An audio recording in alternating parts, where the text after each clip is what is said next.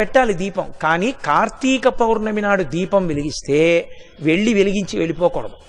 కొవ్వొత్తితో అస్సలు వెలిగించకూడదు దీపాన్ని. ఎందుకంటే అది చచ్చిపోయిన జంతువు యొక్క కొవ్వుతో తయారు చేయబడుతుంది.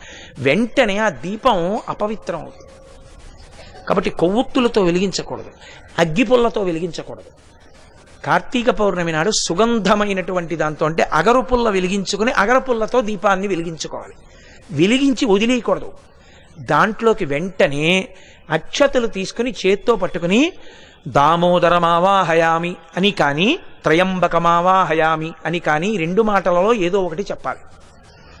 అంటే దామోదరుణ్ణి కానీ త్రయంబకుణ్ణి కానీ దీపం మీదకి ఆహ్వానం చెయ్యాలి. ఎక్కడైనా చెత్త ఉండిపోయినా కూడా రేపు లౌకికాగ్నితో వెలిగించకూడదు. ఈ ఆవాహన చేయబడిన దీపంతో వెలిగించి ఆ దీపం దగ్గర నిలబడి ఒక మాట చెప్పాలి అందరు.